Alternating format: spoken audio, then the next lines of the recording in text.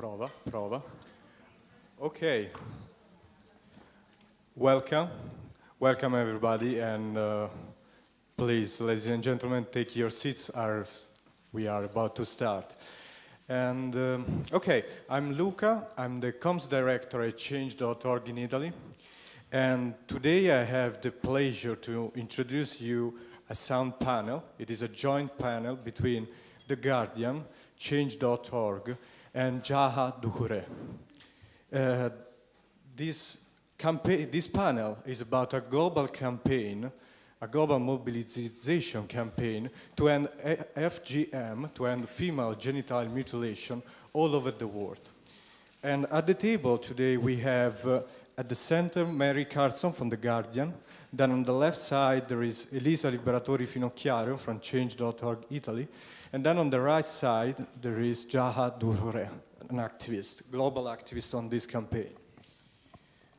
We want you to have as an active role as possible, so we set aside a good amount of time to have a Q&A session at the end of this panel. So please prepare your questions, because we really want you to interact, to make as much questions as you want. Then, so in terms of structure, we will start now with a powerful video, campaign video from The Guardian. Then each panelist will have a speech of about 10 minutes, and then we will close with another brief video, which is a trailer, we believe, a very interesting trailer to watch. And then the Q&A session, so it will be up to you. So please prepare your questions and enjoy the panel. Thank you.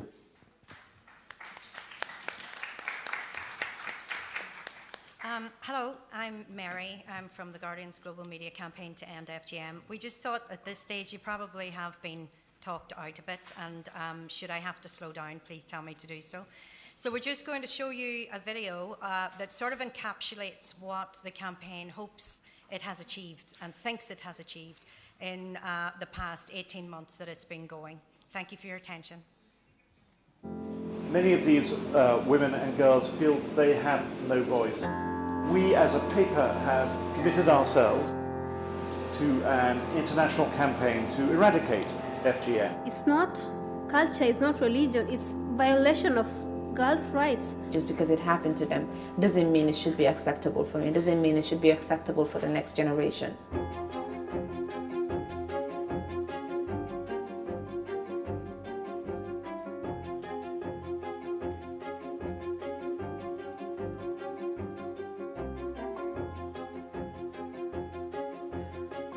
This voice has to be heard.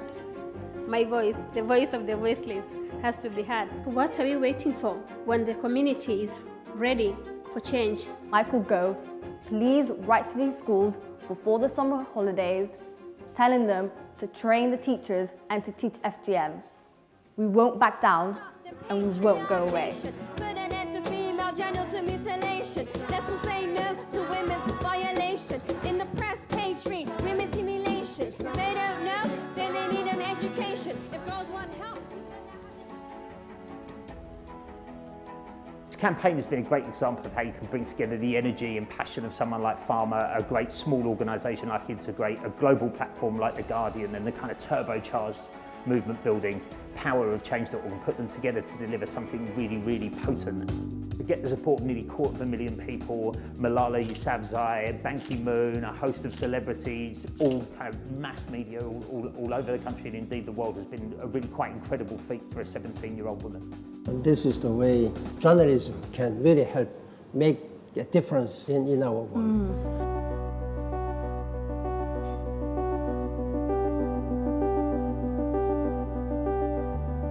I know firsthand the horrors of this practice and I need your help to end it.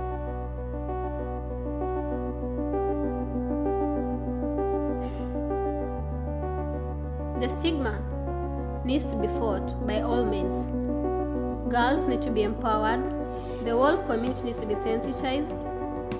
Media needs to play its role by talking openly or training journalists to speak openly on the effects of FGM. back home and the Guardian's global media campaign to end FGM sponsored an art competition to design a poster warning of the dangers of female genital mutilation. The campaign was launched with the structures for display being put up in several villages. This is going to start a conversation about FGM.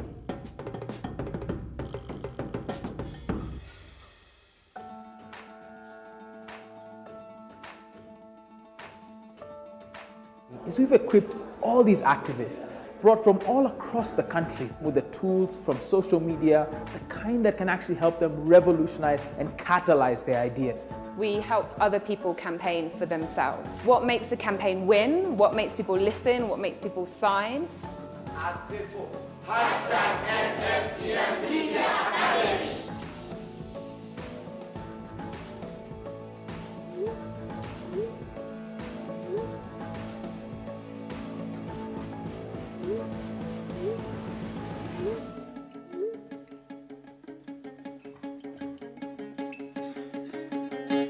I'm a Gambian first when it comes to it. I can advise their government, but this is where I need to be. This is where I'm needed the most.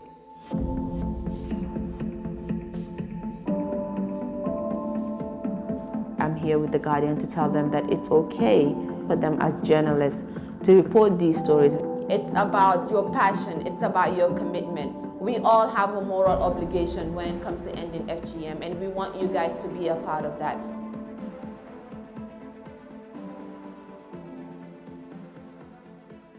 The Gambian government has introduced a ban on female genital mutilation. From Carton to Koina, FGM is banned as from today from the surface of this country.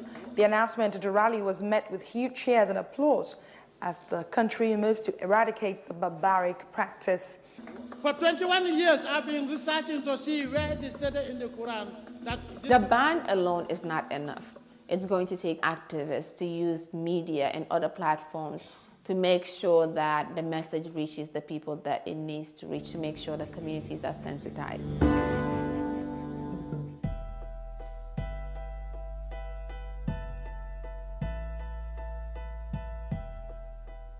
You don't have a choice. It's either you're caught or you're seen like an outcast in the community. From what I'm seeing, I'm looking at about 94–95%. Of circumcised people. And we still have a lot of work to do so that the statistics can drop, because what we have is still very high. It's still high.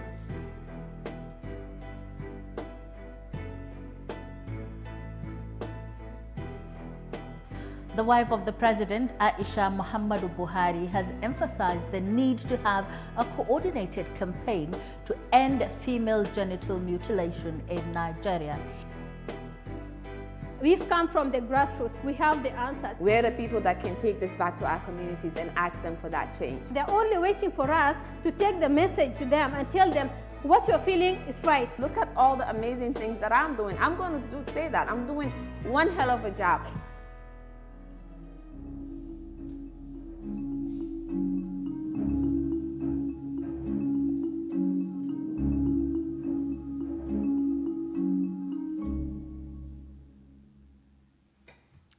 So thank you for watching.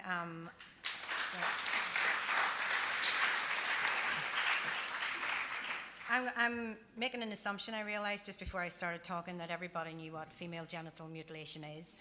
It's a process by which children, babies, young women have their parts of their genitalia removed, either from the clitoris itself. There's 4 different types. One is the removal of the clitoris, one is the removal of the labia and the clitoris. The third is infibulation, where the labia and the clitoris is removed, and also the rest of the vaginal opening is sewn up so that there is a very, very tiny hole left to allow women to urinate and have their periods. And the fourth, it covers all other possible forms of any mutilation of the female genitalia. This media campaign started the way most things started The Guardian, which is as a story. It started as an investigation into how there were political failures that were failing women in Kurdistan and in the UK, and allowing FGM not just to remain prevalent, but to continue to grow, and the practice was not being tackled. It wasn't considered an area of cultural importance.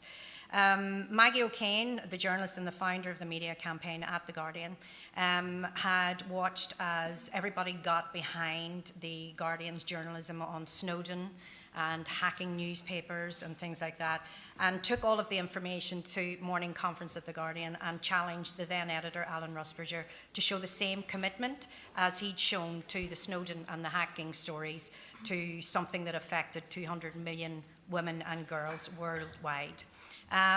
Luckily, he thought it was a good plan.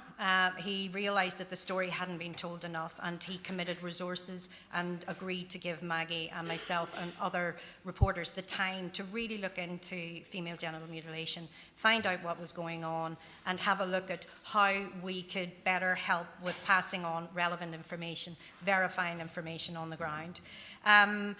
It worked, and as it started out as telling a lot of stories and a plan to present media. So we were charging in on our white horses, thinking we were great, and we were going on a mission where we would basically do all of the films, and we would hoover up all of the information, and we would put it out there on the Guardian's platform. And then we realized after meeting Falma Mohammed, after meeting Jaha Dukureh here, and after meeting Dumtila Cheshang-Lorema, who you also saw in the film from Kenya, that actually we didn't know what we were talking about, and it wasn't up to us to impose the story on women who were facing opposition, lack of information, ignorance from their communities, and also a complete failure to tackle the story and consider it of any importance by the national media in their countries. So we realized that what we could possibly do was a media campaign, and that media campaign would not be aimed at us doing the campaigning. It would be aimed at us passing on the tools and the skills that we had to enable other people to do the campaigning. And where we found campaigning going on in isolated areas, then we would enable that by trying to inform people how they could use a basic mobile phone as a voice recorder. And they could take that story and they could bring it to the community radio stations that they knew, and they could run an interview just from one single recording. We taught them how to verify stories, and we also taught them that any platform is a good platform for sharing a story and enabling that story to sort of go up and start on its journey, perhaps to then appear in mainstream media. The other side of that was that we we used the Guardian platform to open doors. It's as simple as that. People wanted to talk to us when we went to Kenya and the Gambia and now Nigeria. They wanted to know what they could do to help. Ban Ki-moon got involved because he saw it as journalism doing something, and actually realizes as well, to his credit and to the credit of others in the UNFPA, that this isn't mission impossible. This isn't something that we can't do.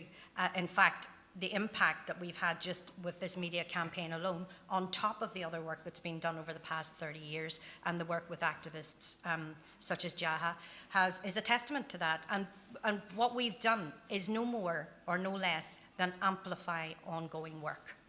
We have just amplified. We have used the press as the press is used to amplify the work by attaching it to stories, by introducing activists to journalists, by partnering with UNFPA and persuading them, after speaking to the media houses in Kenya and the Gambia, that actually news desks in Kenya and the Gambia aren't the same as news desks in the UK. They don't have the resources to let a reporter travel for 2 days to go into the interior of a country after a story. So we suggested that UNFPA would partner with us on a series of grants that journalists could apply for, so that their bosses could relieve them, because their expenses would be paid and there would be a bit of money to backfill so the news desk was still covered.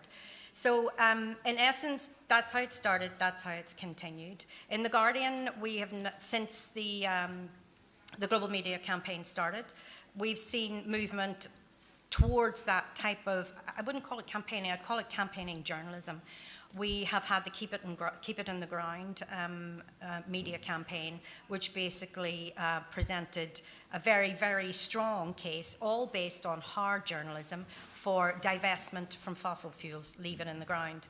And more recently, we had a project where we reported on Britain's National Health Service, which is free at the point of service. That is coming under threat now, but there was a 3-week project that concentrated as much of the resources as possible, video, social media, on reporting what challenges the National Health Service faced, what changes needed to be put in place. So it's gone on, it's been an example. There have been massive challenges and massive learnings, but because we've worked in partnership with people who know what they're doing, to my left and to my right, we've had really good guidance.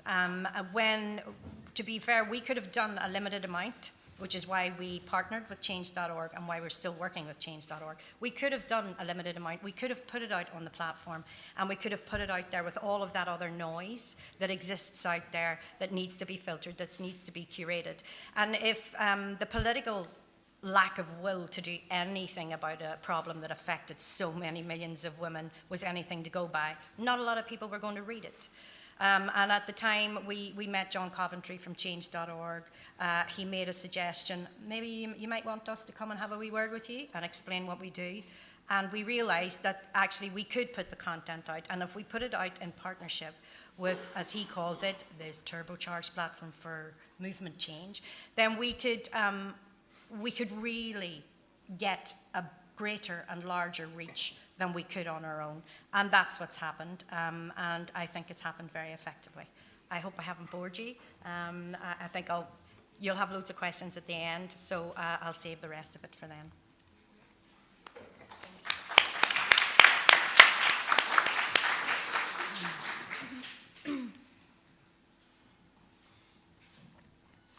Good afternoon. My name is Elisa, and I lead Change.org work in Italy.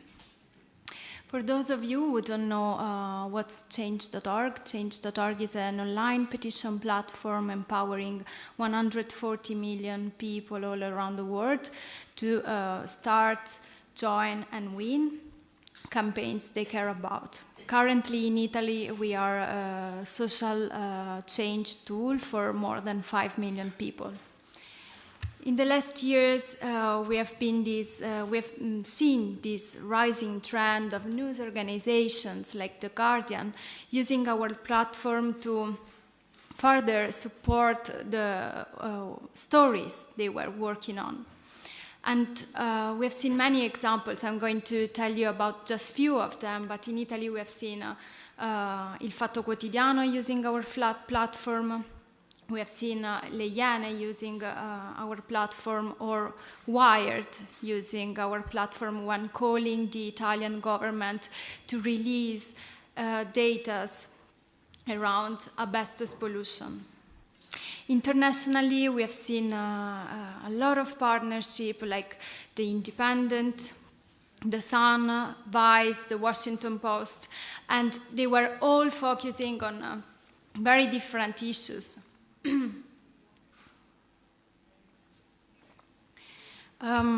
Just to give you some example, The Independent was using our platform to call the UK government to commit more on the refugee crisis. Or The Washington Post, together with Vice, was asking oppressive regimes to release their journalists being detained. But one of the most successful partnerships we have seen is exactly this one, the one on the End FGM campaign started by The Guardian. Because this kind of campaign really embodies what we do mean for empowerment. Sorry. So in January 2014, The Guardian got in touch with us because they wanted to give voice to affected communities. And this petition was started by Fama, this young girl in the UK, and she was asking through the petition to teach risks of FGM in the UK schools. In a few days, she gathered 100,000 signatures. She was received by the Minister of Education, and she achieved what she wanted.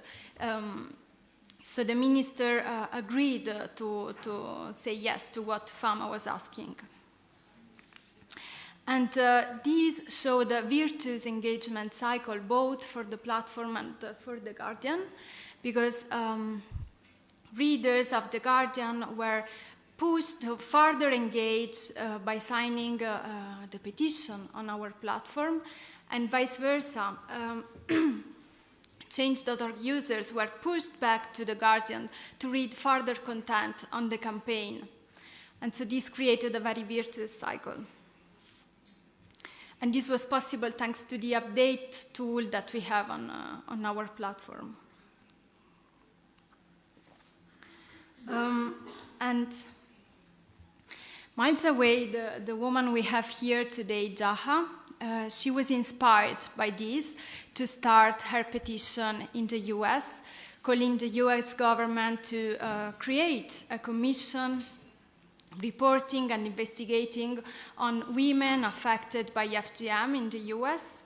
And she obtained that too. And she became one of the strongest voices against FGM in the world. But then we had to do something more. We had to go back to grassroots communities and empower those communities in affected countries to run campaigns their own way. And this is why Change.org sent its staff to Kenya and to the Gambia. And I personally had the chance to participate to one of these workshops in the Gambia. That's the picture you can see there. And in this workshop, that was the End FGM Media Academy that The Guardian organized, we were working together with more than 30 activists and journalists locally. So we started the workshop with this news. This is an imam that is stating that FGM is a good practice. And 10 days after, more or less, we could read this other news. And this was only possible thanks to the incredible work that Jaha had done while the president was on a national tour across Gambia. She lobbied the president and she obtained a law banning FGMs. But then it was very, very clear that despite there was a law, this was not enough to have the practice ending. And for example, in Kenya, where there was already a law banning FGMs, there was still the practice going on because you really need an awareness campaign that can empower people to know that they can stop these in their own lives. And in order to do this awareness campaign, you really need to be with the people that are aiming to run this awareness campaign, which are local activists and local journalists. And so when we were there, we had this chance, but at the same time, we were facing a challenge. Because as an online petition platform, we were facing a context, an information technology context, that was very different from the one we are used to work in. And we were facing a country in which radio is the biggest communication tool, and online tools are used mainly via mobile. And so we decided to, what could we do as Change.org staff in the Gambia? We mainly facilitated attendees there to answer to 3 questions. These 3 questions were, who is practicing FGM, who can stop FGM, and who are the influencers that can help this change in ending FGM? And it was very successful because the outcome in a few days was a regional and national awareness campaign plan to end FGM. That was including very specific personalities, stakeholders, decision makers, influencers, and calibrated messages to all these people. So what I want to say is that despite technical means really change from context to context, communication, especially the online one, is the most powerful tool in activists' hands to run a bottom-up campaign that will lead motivated people to have their voices heard. And when a very powerful media like The Guardian meet grassroots activists and join citizen voices thanks to the empowerment given by the online tools, something very powerful, new, and disruptive of the status quo is generated. And to go back with what I said at the beginning regarding news organization in this rising trend of using our platform, as Mary was saying before as well, here today I would like to invite you as journalists here to keep this trend going on, because it's really an important tool that we have in our hands. And for Change.org, campaign like the End FGM one run by The Guardian are the proof of our concept that powerful storytelling, together with the connectivity of the internet, can create impactful change everywhere in the world. Thank you.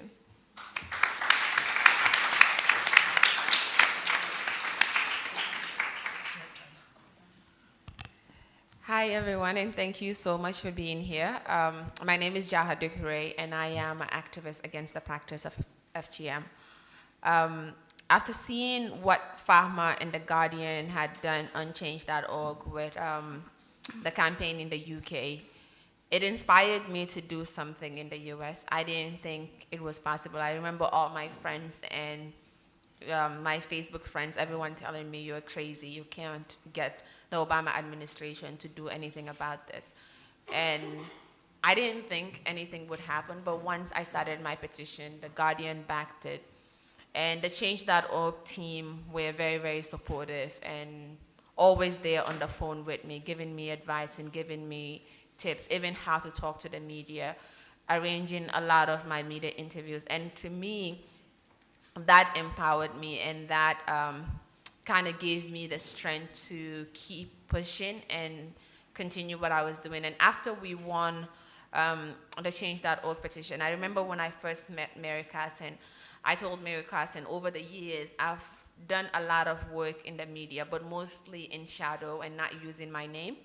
Because when you're dealing with a sensitive issue like FGM, and being from a practicing community and having undergone the practice myself, I wasn't ready to expose myself out there. And I was scared that I would just be another story in the media and the journalists will come cover my story and then move on with their lives. And when I met Mary, one of the first things that I told Mary was, this is why I don't put myself out there. This is why I don't use my name. This is why I don't use my face. Because I'm worried that you guys would just come, do a story about me, and then move on with your lives. I'll never hear from you. I'll never see you again. And I remember Mary telling me that we'll always be there. We won't go away. And I felt the same way, that Change.org was just another platform that I can start a petition, but I didn't really realize that these are people that are going to stay with me, stay on this campaign for as long as it needs to be. And Mary told me that they'll be around, and it's been almost 2 years since we started this. And The Guardian is here, and Change.org is here. After the success that we had in the US, I decided that I wanted to take this campaign back to the Gambia and start a youth-led movement. In the Gambia, for instance, there has been national campaigns that have been going on for the past 30 years, but FGM hasn't gone down, and the government didn't ban it. And when we were in Gambia back in, I think it was in November. Yeah.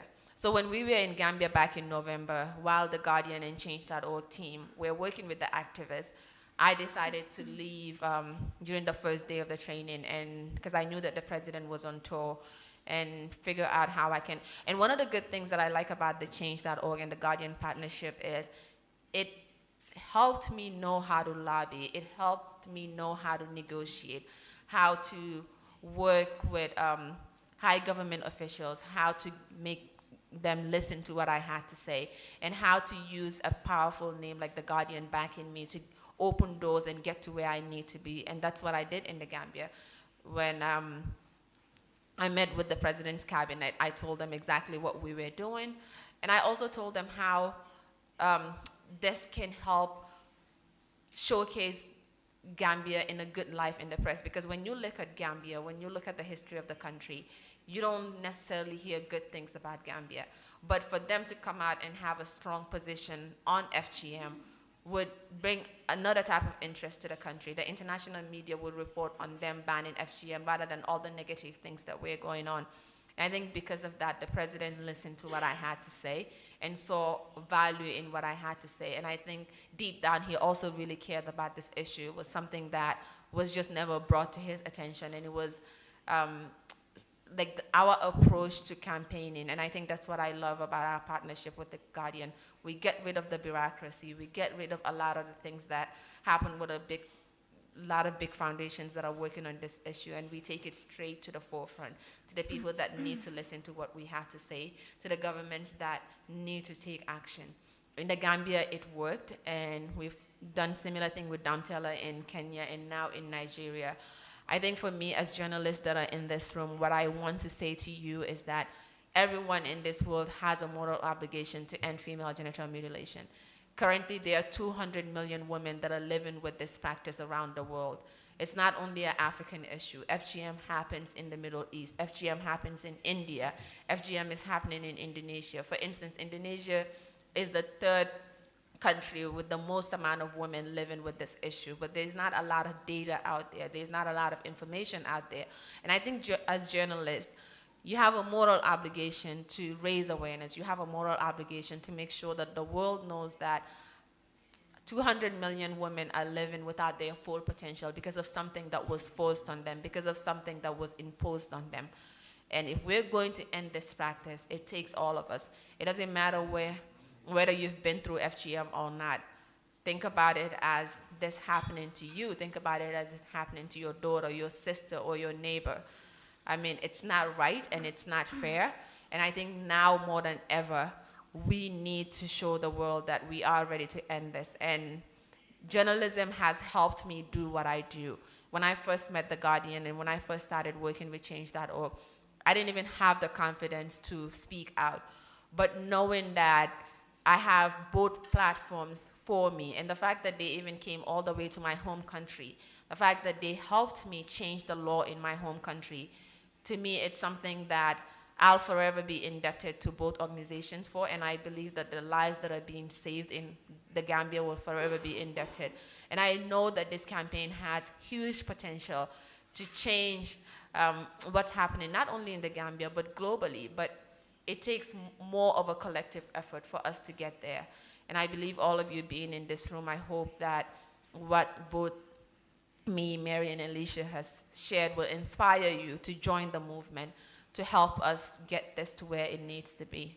And I don't have a lot to say because I don't want to bore you guys, and I'll answer questions that all of you have. And I think that's it. We'd like to show you, just because we are a media platform or a media organization, and as part of this approach to this particular campaign, we've been following Jaha for the past 2.5 years with a film crew. The documentary, an independent feature documentary, will be a Guardian Accidental Pictures co-production, and it will premiere in June of this year. So we have distribution deals in place, and it's the way that this platform has been able to use. We've been able to put distribution deals in place for the countries that can afford to pay. We're putting another structure in place where the documentary will be cut and translated and also distributed in the villages and in the languages and dialects where it needs to be heard in the countries where there's high prevalence of the practice. So we've just got a short 4-minute trailer, and then after that we'll take some questions. Thank you. They never talk to me about the pain. And they don't tell you that sex is going to hurt forever. It's just not a conversation that we have. We have a culture of silence. Our tradition is infibulation. And the reason why we do infibulation is to keep us virgins until we get married, because when you're infibulated, you can't really have sex until you're cut back open. This is the kind of FGM.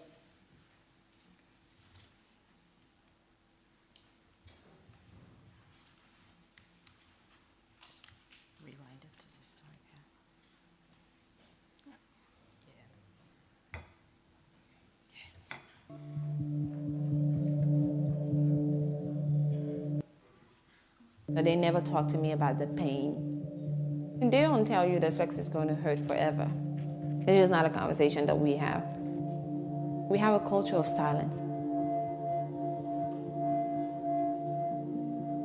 Our tradition is infibulation. And the reason why we do infibulation is to keep us virgins until we get married, because when you're infibulated, you can't really have sex until you're cut back open. This is the kind of FGM that was performed on me as well as all my sisters.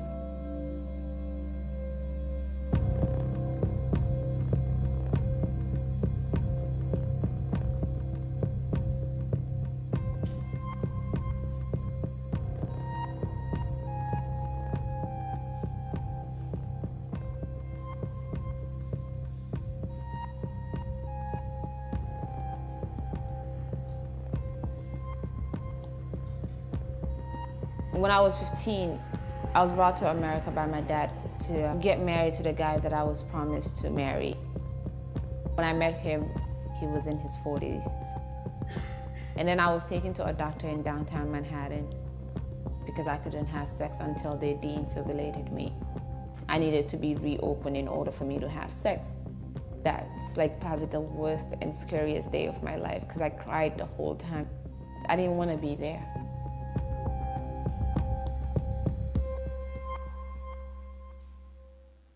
The marriage didn't last but a few months because I just couldn't take it.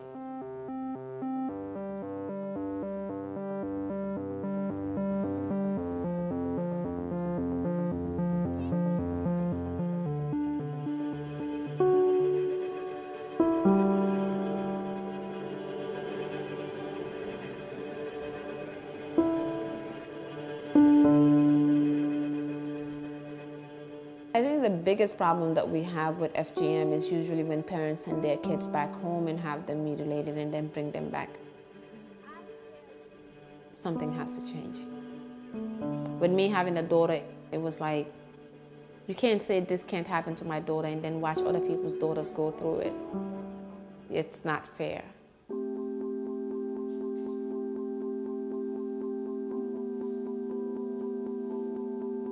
Are you guys ready?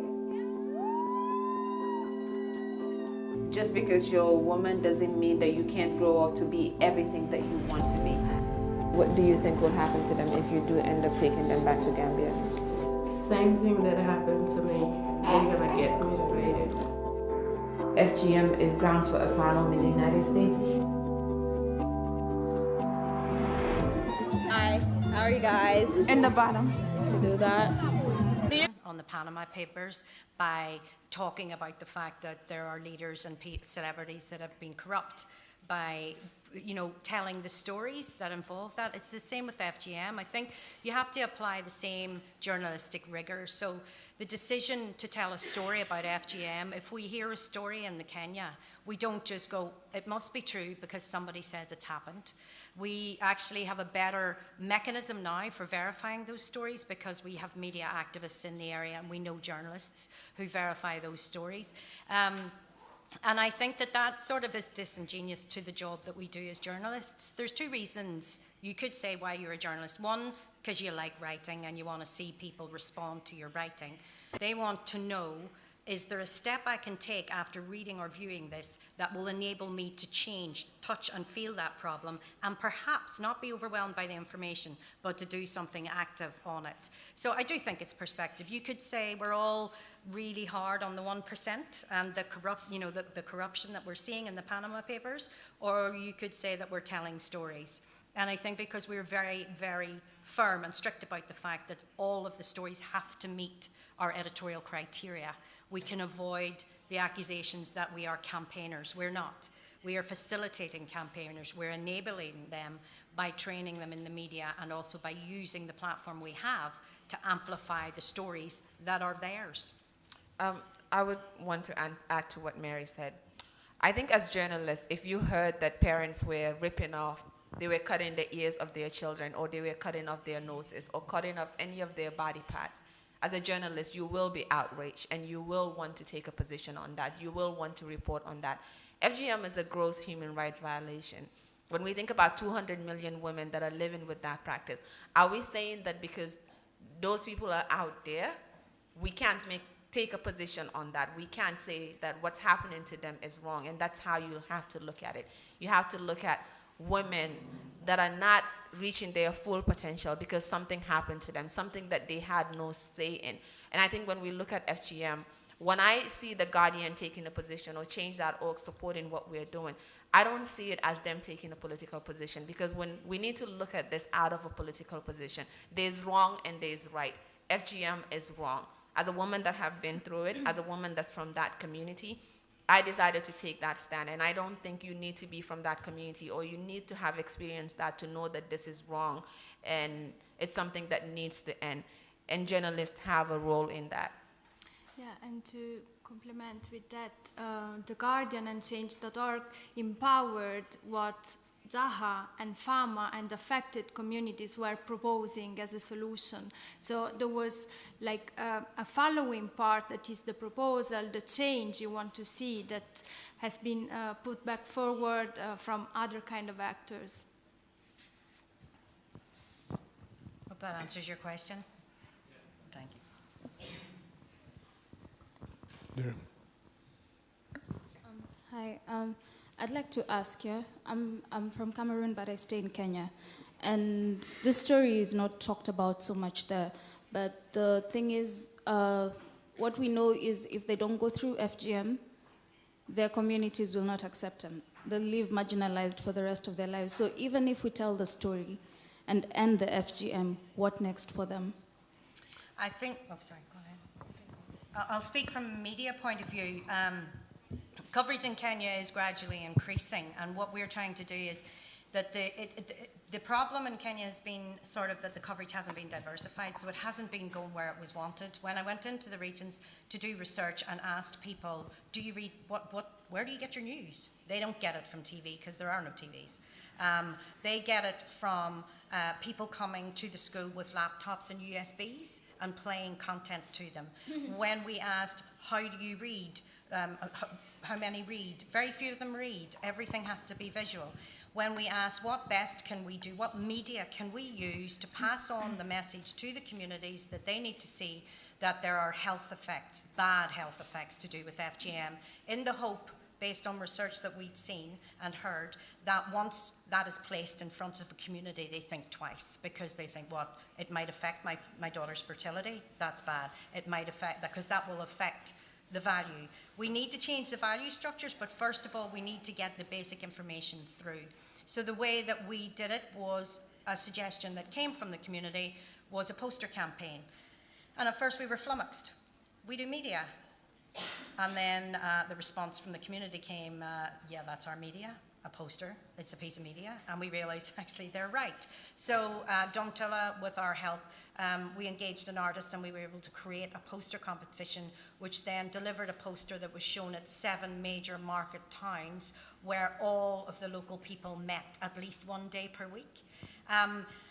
The learning there was that we thought that was as far as it went. We stick the posters up, they'll stay there, we have the local communities permission for them to be there, it's all fine. Until we got a call from Domtilla at the first positioning of the poster going, oh my God, there are dozens of people turning up here and none of them know about FGM. We didn't think this would happen. So what the media had done was open up a space for advocacy. It opened up a space for dialogue. As a result of that, some of the Moran warriors that are in charge of a lot of the social etiquette in that area found out about what FGM was for the first time. They had spent their lives doing war dances around the huts to ensure nobody heard the girls' screams, and they didn't understand what was going on inside the hut. Then now they did, and they are actually one of the groups that is getting Power Up activist grants from The Guardian to be able to, and to enable them to form their own media. So we also work with NGOs, because obviously it's not, and we can't go in, tell them this should change, or enable the activists to tell them this should change, and then walk away and leave them to deal with the horrific results in some cases of that kind of interference. So we're not working alone, we're working with NGOs and community organizations in these areas so that there's backup, so that if somebody runs away from home because of a piece of information they have heard about FGM, they know the nearest rescue centre, the nearest counsellor, the nearest midwife that they can go to. It's going to be a slow process.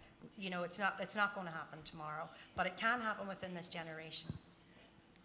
I think to add on what she was saying is, like for instance, our organization, we take a holistic approach because we understand that women that haven't been cut don't necessarily are accepted in the community, and a lot of time there are men that would say that they won't marry a girl that's uncut because they are unclean, and there's all this stigma around women that are uncut in general. And what we try to do is we try to work with religious leaders, we try to work with young people. It's about changing attitudes, it's about changing mindsets, to get in where men can comfortably say, I'm willing to marry a girl that's uncut. And we focus a lot of the work that we do on young people in the younger generation, because when you think about my parents, they've cut most of their daughters and it's over with. But the people that are at the stage of childbearing, the future fathers, the future mothers, we have an opportunity to make sure that it stops with us, and that's what we focus on. We use Twitter, for instance, we use Facebook to try to get our message out, to try to open discussions and open that dialogue. Like Mary said, it's not an easy process, but I think having that holistic approach wherein we're working with media, we're working with young people, we're working with religious leaders, is going to accelerate that process, and that's what we're trying to do. And just very briefly, I'd like to add this outcome from the workshop in the Gambia, because of course the communication channels are very different, but what was very useful there was to do this power mapping, identifying all the actors involved into the process so that the communication could be calibrated exactly to influencers or decision makers and so on.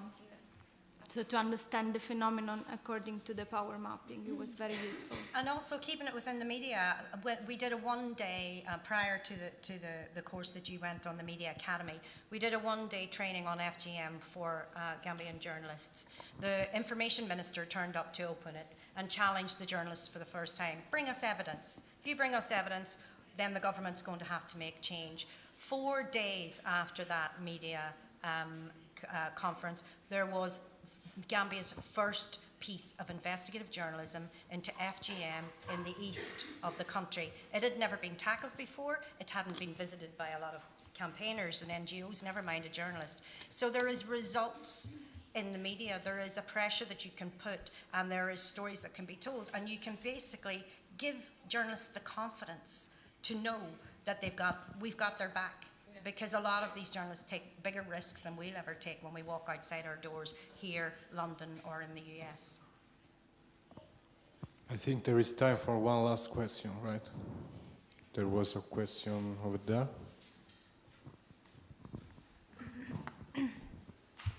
Thanks. You first started your story saying that everything started with a story, with an investigation. And my question is, GFM is a long-standing tragedy, let's say. Why did this story become interesting for you exactly in 2014? What happened that activated your interest as The Guardian? It was, first of all, it was Maggie O'Kane, who couldn't be here because she's in the Atlantic somewhere, we think. Maggie had a long-standing interest in it. I was working separately as a freelance journalist, and I came across a story, and I had a long-standing interest in it. And basically, it was actually in response to a lot of boys' stories. You know, it was the frustration. It was seeing Edward Snowden and seeing the massive coverage that story got. Seeing Hackett, and rightfully so, they got this massive coverage. But every time you approached them about a very, very physical story of abuse that involved women, it was sort of like pat in the head and off you go. You know, yes, you can have, we'll tell your story, but off you go. And we knew it needed something more fundamental than that. So when the gauntlet was offered, Maggie picked it up and took it to the editor of The Guardian. So I think it was coming. It was going to happen one way or another. If it wasn't us, it was going to be others. Also, there's a newspaper in London called the Evening Standard, and their editor, like Maggie, they were about the only two high management editorial voices that were stating an opinion and telling stories about FGM at the time.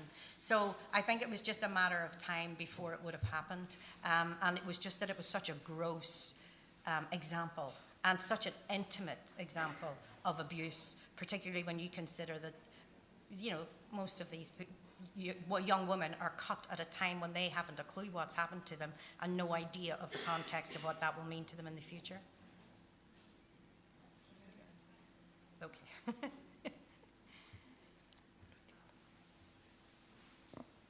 Can we do another Final question? No. Okay, no final question. They are kicking us out of the room, so... We're about outside anyway for a while, if anybody wants to come and have a chat. And thank you very much for giving us the platform on the time. Thank you. Thank you.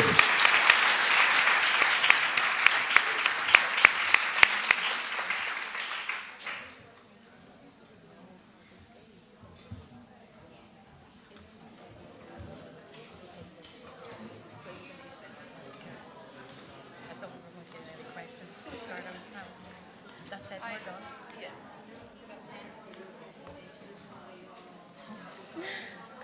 So nerve-wracking, you're so good. You're just so really cool. I thought you were, I was like, she is the ice maiden, she is totally with it, totally. Okay, I'll come outside. No problem, thank you. You all right? It's not fair because we started later.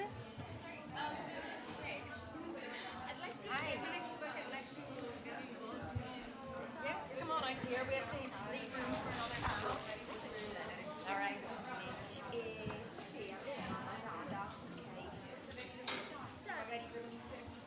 Adesso magari c'è anche un po'. Sì, sì, sì. Certo. Altre bottiglie.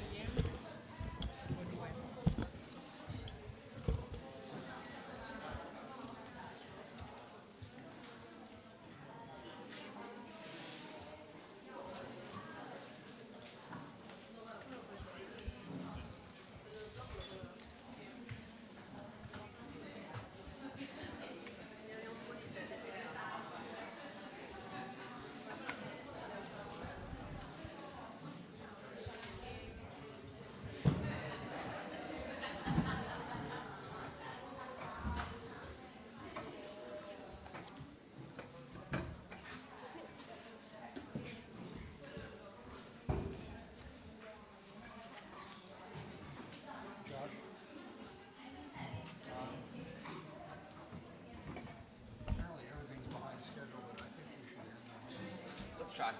Yeah. I don't want to do the next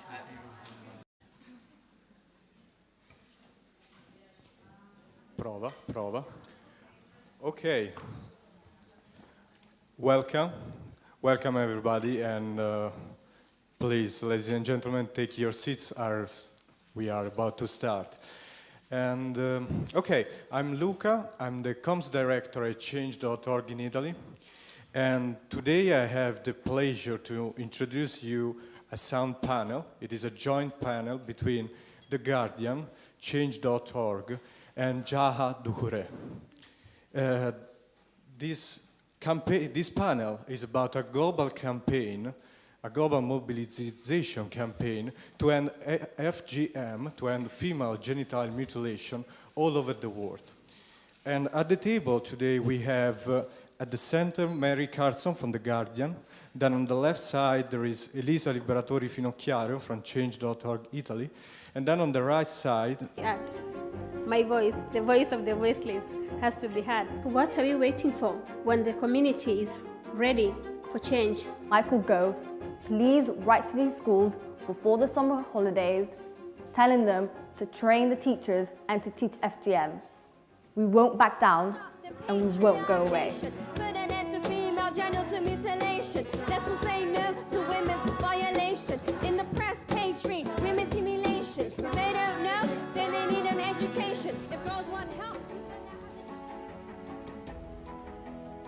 This campaign has been a great example of how you can bring together the energy and passion of someone like Pharma, a great small organisation like Integrate, a global platform like The Guardian, and the kind of turbocharged movement building power of change.org, and put them together to deliver something really, really potent. To get the support of nearly 250,000 people, Malala Yousafzai, Ban Ki-moon, a host of celebrities, all kind of mass media all over the country and indeed the world, has been a really quite incredible feat for a 17-year-old woman. And this is the way journalism can really help make a difference in our world.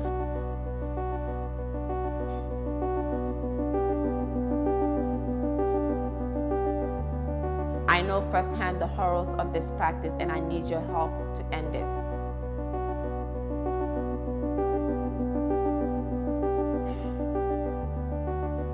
The stigma needs to be fought by all means. Girls need to be empowered. The whole community needs to be sensitized. Media needs to play its role by talking openly or training journalists to speak openly on the effects of FGM. Back home at the Guardian's global media campaign to end FGM sponsored an art competition to design a poster warning of the dangers of female genital mutilation. The campaign was launched with the structures for display being put up. There is Jaha Dukureh, an activist, global activist on this campaign. We want you to have as an active role as possible, so we set aside a good amount of time to have a Q&A session at the end of this panel. So please prepare your questions, because we really want you to interact, to make as much questions as you want. Then, so in terms of structure, we will start now with a powerful video, campaign video from The Guardian. Then each panelist will have a speech of about 10 minutes, and then we will close with another brief video, which is a trailer, we believe a very interesting trailer to watch. And then the Q&A session, so it will be up to you. So please prepare your questions and enjoy the panel. Thank you.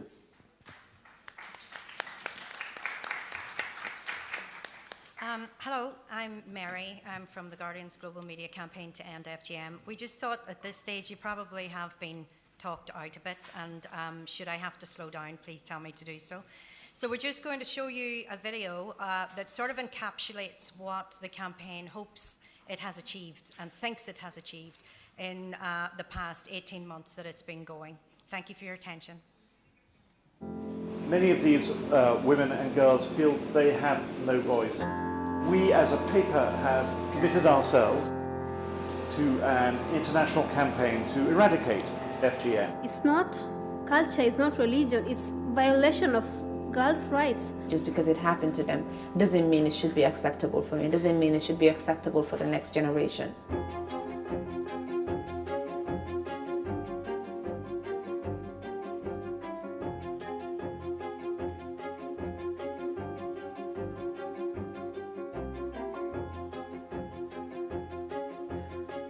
This voice has to be